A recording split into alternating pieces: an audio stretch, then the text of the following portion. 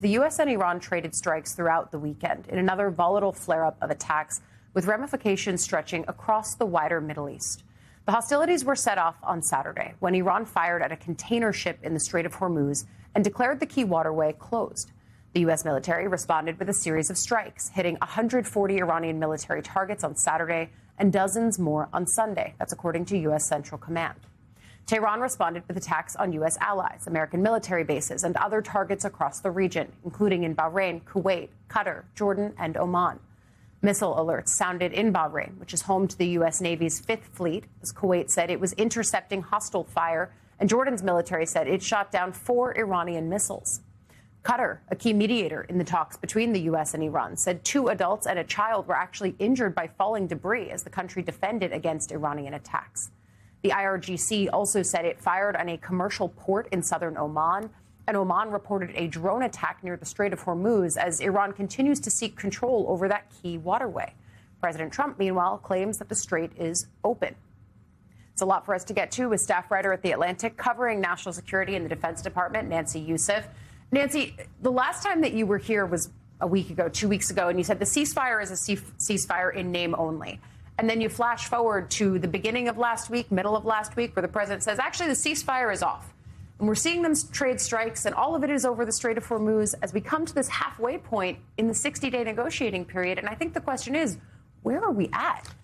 It's a great question. So I think what we're seeing is both the U.S. and Iran demonstrate militarily through strikes, through bombings, their interpretation of how the Strait of Hormuz should operate. So the U.S. is saying that the strait should be free and open as it was before the war, not under Iranian control. And they are hitting the tools and assets that Iran uses to control the straits, the fast boats, drones launchers, missile launchers, drone facilities. They're trying to hit the things that Iran uses to control the strait. Meanwhile, Iran is saying we want to impose a cost for the U.S. trying to take away our leverage that we feel we gained through this war. And so they are striking at U.S. assets and allies to impose a cost on the U.S. reaction. And what was interesting is that they've now expanded it to Jordan, which is the first time we've seen it reach that far. The problem in all of this is I don't think these strikes in any way really fundamentally change how the strait operates. It risks miscalculation and unintended escalation, and it erodes trust, which is so desperately needed to reach a diplomatic solution, which is ultimately what's going to resolve this. So that's why I think we're sort of in a precarious position. On the positive side, we haven't seen escalations in terms of types of strikes. For example, we haven't seen oil infrastructure targeted. And so there are some efforts to contain this in terms of what they're striking. But I don't know that it's really altering or answering the question of how the strait should operate going forward. And if they are still going back and forth over control of the Strait of Hormuz, this is one of the tenets that they're negotiating during these larger diplomatic talks in this larger diplomatic period. But it is far from even the most complex of the issues, right? I mean, people thought, and I still think is true, that questions over Iran's future nuclear program, what is the fate of the enriched uranium, of course, missiles and proxy programs, right? All of those are still very much on the table. And according to the reporting that we've all been reading out of the few diplomatic talks that have been held, still not really solved. That's right. And what's interesting is the memorandum of understanding was reached in part such that the expectation was that the strait would be resolved so that they could get to those issues. And yet it's the vague language in the memorandum of understanding that has gotten us to this point, in part specifically paragraph 5, in which it says that Iran will open the strait. And I think what we're seeing is both sides interpreting that very differently. Iran seeing that safe passage, which is what the agreement calls for, means that they maybe decide the routes, in the U.S. meaning safe passage potentially as allowing all ships to go through. Yeah, I think that is, again, one of the key questions that we'll see how it is answered in these negotiations, as they have been off kilter, we'll say, because of the revival and consistency of strikes. You know, Nancy, I am always reading your work, but you have a new piece in The Atlantic titled "The Timidity of America's Top Generals," and you write in part this: what is the role of a general in a democracy? Many of today's military leaders have a very particular answer: focus on tactics, carry out orders, and otherwise shut up. This is not what America's top officers have always done. The country's most senior generals and admirals are expected to provide unvarnished military counsel to the president and swear an oath to defend the Constitution. History is full of examples of officers who also spoke up about the ethics and strategic implications of the president's choices. But with a commander-in-chief who has stated that he prefers the sort of generals that Hitler had, and a secretary of defense who has fired top officers for exhibiting insufficient loyalty, military leaders during the Trump presidency have defined their advisory role extremely narrowly.